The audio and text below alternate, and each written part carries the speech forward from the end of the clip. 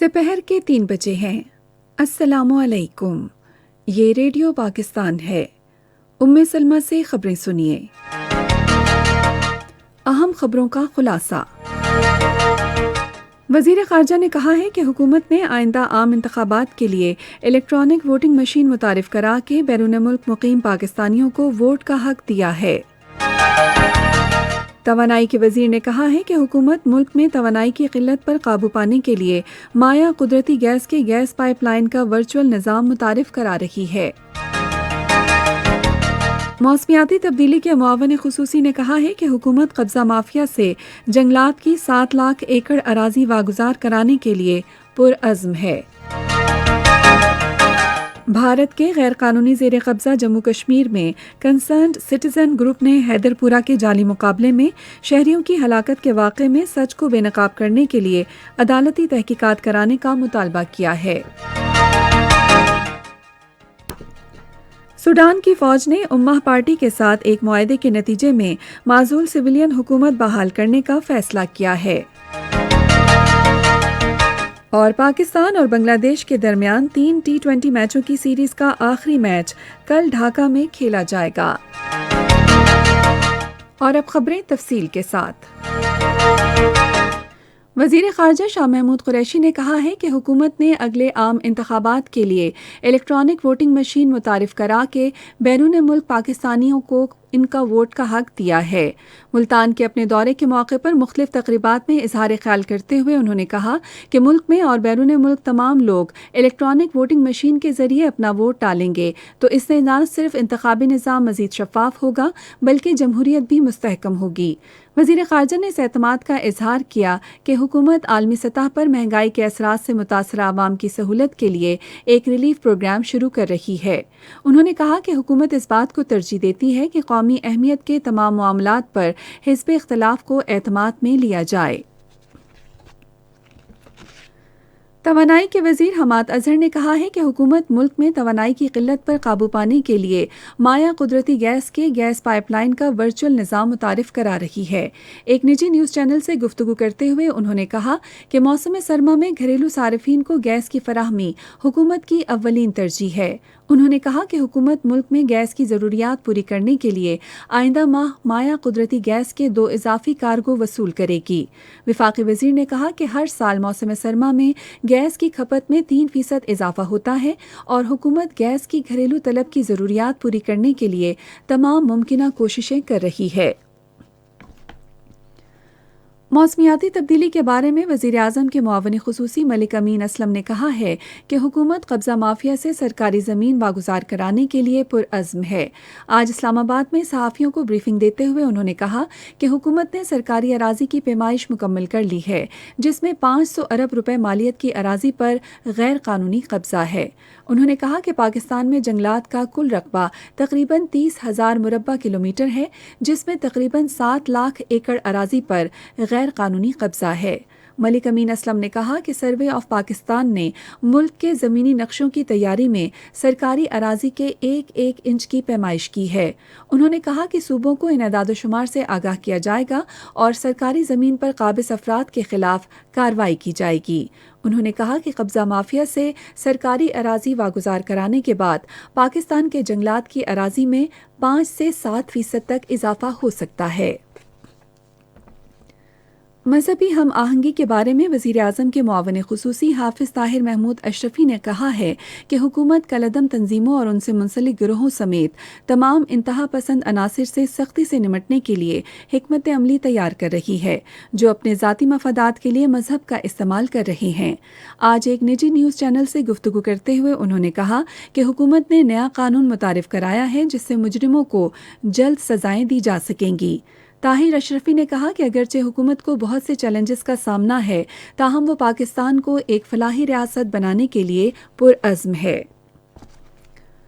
ملک میں ایک روز میں کورونا وائرس سے متاثرہ مزید 4 افراد جاں بحق اور 313 افراد میں وائرس کی تشخیص ہوئی ہے۔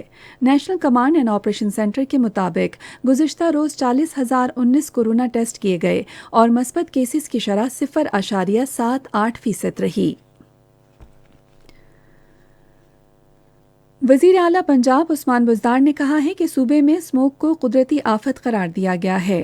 آج لاہور میں ایک بیان میں انہوں نے کہا کہ آفات سے نمٹنے کے صوبائی ادارے میں خصوصی نگرانی کا سیل قائم کیا گیا ہے، جس کا مقصد دن رات اسموگ کی صورتحال کی نگرانی کرنا ہے۔ وزیر اعلیٰ نے ماحولیاتی تحفظ، ٹرانسپورٹیشن اور دوسرے متعلقہ محکموں کو ہدایت کی ہے کہ وہ چوکس رہیں اور آلودگی پھیلانے والی ٹرانسپورٹ، فیکٹریوں اور بھٹوں کے خلاف کارروائی کریں۔ یہ خبریں آپ ریڈیو پاکستان سے سن رہے ہیں۔ قومی سلامتی کے مشیر ڈاکٹر معید یوسف نے بھارت کے غیر قانونی زیر قبضہ جموں کشمیر میں بے گناہ کشمیریوں کے خلاف بھارتی فوج کے مظالم اور انسانی حقوق کی سنگین خلاف ورزیوں پر گہری تشویش ظاہر کی ہے۔ نجی نیوز چینل کو دیے گئے ایک انٹرویو میں انہوں نے اس بات پر افسوس کا اظہار کیا کہ ہٹلر کے بعد بھارت کے وزیر اعظم نریندر مودی دنیا کے سب سے بڑے فسطائی رہنما بن کر سامنے آئے ہیں۔ ڈاکٹر معید یوسف نے کہا کہ حکومت ملک کو درپیش اندرونی اور بیرونی خطرات کا مقابلہ کرنے کے لیے اتفاق رائے اور مذاکرات پر یقین رکھتی ہے۔ افغانستان کی موجودہ صورتحال سے متعلق گفتگو کرتے ہوئے انہوں نے کہا کہ افغانستان میں امن پورے خطے کے بہترین مفاد میں ہے۔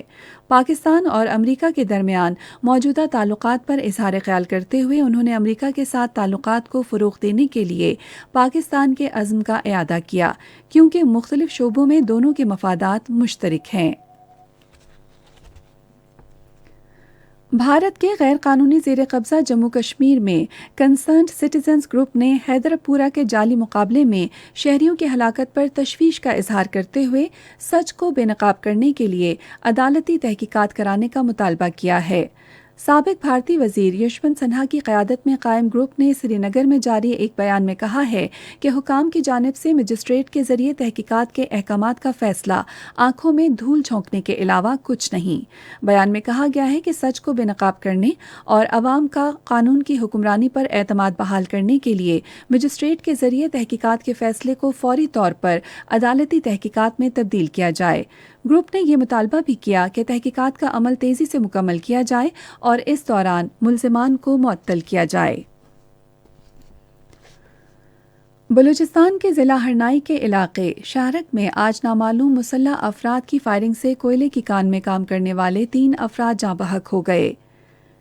لیویز کے ذرائع کے مطابق تینوں میتوں کو ہرنائی کے ہسپتال منتقل کر دیا گیا ہے اور نامعلوم مسلح افراد کی گرفتاری کے لیے تلاش جاری ہے۔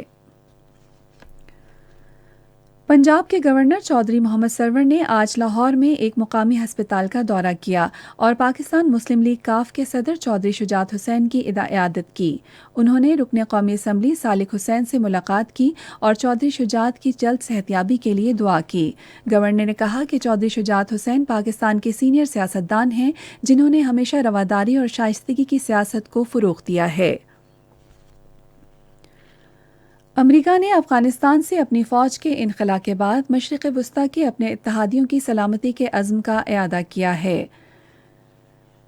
منامہ ڈائیلاگ میں خطاب کرتے ہوئے امریکہ کے وزیر دفاع لوئڈ آسٹن نے اس عزم کا اظہار کیا کہ مشرق وسطی میں امریکہ اور اس کے اتحادیوں کے مفادات کا تحفظ کیا جائے گا۔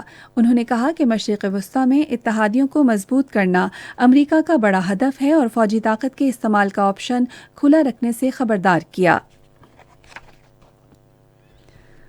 سوڈان میں فوجی جنتا نے امہ پارٹی سے معاہدہ کے بعد معزول وزیر اعظم عبداللہ حمدوک کو بحال کرنے کا فیصلہ کیا ہے۔ امہ پارٹی کے سربراہ فضل اللہ برما ناصر نے آج ایک بیان میں صحافیوں کو بتایا کہ فوج کے ساتھ معاہدے کے تحت عبداللہ حمدوک ٹیکنوکریٹس کی ایک خود مختار کابینہ تشکیل دیں گے اور تمام سیاسی قیدیوں کو رہا کیا جائے گا۔ اور اب کرکٹ۔ پاکستان اور بنگلہ دیش کے درمیان 3 T20 میچوں کی سیریز کا آخری میچ کل ڈھاکہ میں کھیلا جائے گا۔ میچ پاکستان کے معیاری وقت کے مطابق دوپہر 1 بجے شروع ہوگا۔ پاکستان کو سیریز میں 2-0 کی برتری حاصل ہے۔ اور آخر میں موسم۔ محکمہ موسمیات کی پیشن گوئی کے مطابق آئندہ 12 گھنٹے کے دوران ملک کے بیشتر حصوں میں موسم زیادہ تر سرد اور خشک رہے گا، تاہم پنجاب کے میدانی علاقوں میں دھند چھائے رہنے کا امکان ہے۔ آج ریکارڈ کیا گیا بعض شہروں کا درجہ حرارت: Islamabad 25 degree centigrade, Lahore 26، Karachi 27، Peshawar 24، Quetta 13، Gilgit اور مری 15 اور مظفر آباد 18 ڈگری سینٹی گریڈ۔ بھارت کے غیر قانونی زیر قبضہ جموں کشمیر میں محکمہ موسمیات کی پیشن گوئی کے مطابق سری نگر، پلوامہ، اننت ناگ، شوپیاں، جموں اور بارہمولہ میں موسم سرد اور خشک رہنے کا امکان ہے، جبکہ لیہ میں انتہائی سرد اور خشک رہے گا۔ آج ریکارڈ کیا گیا درجہ حرارت: سری نگر، پلوامہ، شوپیاں اور Baramulla 11 degree centigrade, 2، Leh, Anantnag 10 اور جموں میں 23 ڈگری سینٹی گریڈ رہا۔ اور آخر میں ایک دفعہ پھر خبروں کا خلاصہ۔ وزیر خارجہ نے کہا ہے کہ حکومت نے آئندہ عام انتخابات کے لیے الیکٹرانک ووٹنگ مشین متعارف کرا کے بیرون ملک مقیم پاکستانیوں کو ووٹ کا حق دیا ہے۔ توانائی کے وزیر نے کہا ہے کہ حکومت ملک میں توانائی کی قلت پر قابو پانے کے لیے مایا قدرتی گیس کے گیس پائپ لائن کا ورچوئل نظام متعارف کرا رہی ہے۔ موسمیاتی تبدیلی کے معاون خصوصی نے کہا ہے کہ حکومت قبضہ مافیا سے جنگلات کی 7 لاکھ ایکڑ اراضی واگزار کرانے کے لیے پرعزم ہے۔ بھارت کے غیر قانونی زیر قبضہ جموں کشمیر میں کنسرنڈ سٹیزن گروپ نے حیدر پورہ کے جعلی مقابلے میں شہریوں کی ہلاکت کے واقعے میں سچ کو بے نقاب کرنے کے لیے عدالتی تحقیقات کرانے کا مطالبہ کیا ہے۔ سوڈان کی فوج نے امہ پارٹی کے ساتھ ایک معاہدے کے نتیجے میں معزول سویلین حکومت بحال کرنے کا فیصلہ کیا ہے۔